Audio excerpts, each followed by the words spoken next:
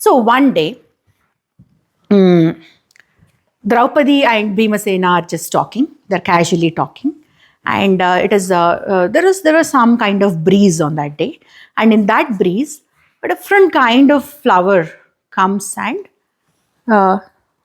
this Bhimasena. I think the story goes like this. But if I'm wrong, I'm going to come back and correct myself in the next episode. But the story is there Draupadi and Bhima are just talking. Flows and comes and falls in front of lands in front of Draupadi, and it looks very beautiful and it is very fragrant. It is very fragrantful. So Draupadi asks, "I need more such flowers." So Bhimasena actually has a lot of affection towards Draupadi. He's among all. I mean, when I look at this entire Mahabharata, among all the 5 Pandavas, I have a feeling that Bhimasena has a lot of soft corner towards Draupadi than the others. It's not that others disrespect her, but there is one little extra ounce of love and affection from Bhimasena towards Draupadi. So the minute Draupadi asks for something, there is no looking back there. He doesn't even think about anything. He picks up that flower because he needs a reference. He picks up that flower and he starts walking in the direction where the flower came from. He walks and walks and walks and walks. He goes he goes so far away, and on the way there is a monkey sitting in between. It is blocking the road. It is a very, very old monkey. Okay, so this monkey is blocking the road, and Bhimasena asks, "Can you get up from here? I need to go that way." And he is very arrogant when he is talking to the monkey because he's a very strong person, right? Monkey is tiny, and that is also an old monkey. So he just says, get out of my way, he says. And then monkey says, "Oh, you seem to be a very strong person. You have seen my situation, right? For me to lift myself up and move to another place, it needs a lot of energy. I cannot do this. Can you do me a favor? Why don't you just lift me and put me there?" Right? Then with his left hand, he tries to lift the monkey. He fails to do so. And then he's irritated. He's like, "What?" Then he tries with both the hands. He cannot. Maya Bazar. Yeah. He tries to lift him with both hands. He puts in lot of his energy. This guy, Bhimasena, is someone with 10,000 elephants equal energy, that is equal to energy of 10,000 elephants put together. And this guy, he is so perplexed at this moment that he is not able to lift an old monkey who is looking like so tiny and so like this, squished. Yes, take the mic. Does that mean the monkey weighs more than an elephant? No, we don't know because he's not able to lift the monkey, right? Yeah, but he did not lift the monkey yet. He's so strong. We don't know if it is the weight or if it is something else going on, because if you see an object of this size, you would approach it with an intention of, okay, it may be weighing like 2 or 3 kgs or 2 or 3 5 or 6 pounds. But if it is weighing like 100 pounds, you wouldn't imagine that, right? So at this point of time, he is definitely not someone, not a normal monkey. That is what he thinks. Don't play with it. Put it on the floor. It is not a normal monkey, definitely. But Bhimasena is not ready to accept his failure, his defeat, because his ego is so tall, right?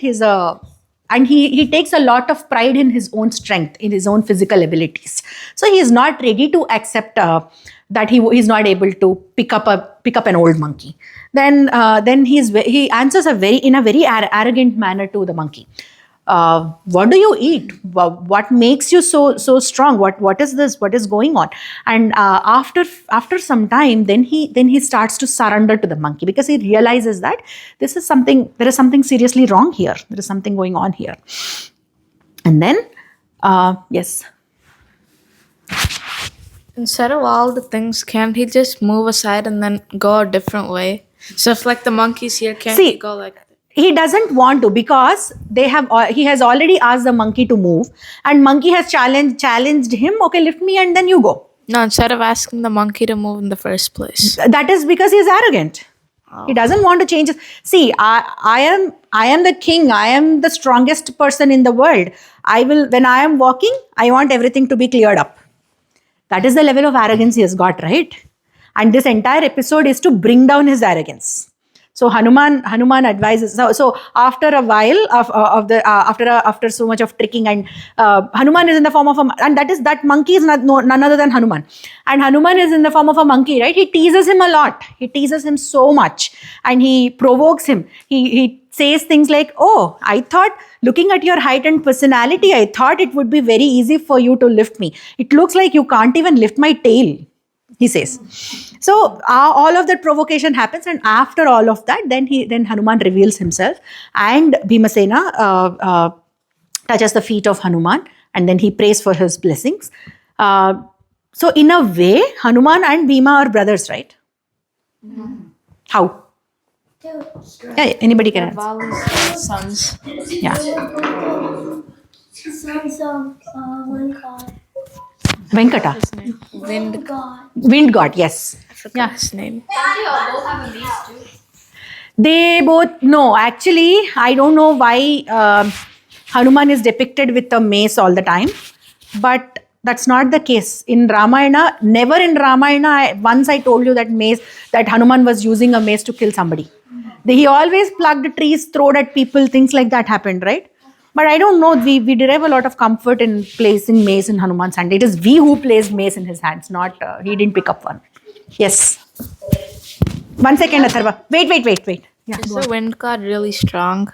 Wind god is extremely strong. So that's how they got their thing. Correct. Yes, Atharva, go on. Tornadoes and everything, right? It is wind. Yes, Atharva, go on. Doesn't like Hanuman and Bhima have like the same skin color?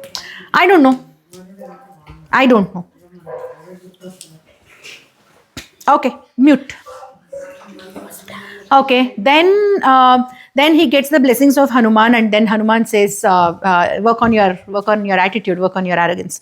That is the suggestion he gives, and he blesses him, and he tells him that he is when the time of war comes, he is going to be on the flag of the chariot of Arjuna. So Janda Pai Kapiraju. So he says that, and I will be leading you from the forefront, and wherever I am, victory is there. And he blesses them with victory. So that is the story of, that is the encounter of Bhima and Hanuman.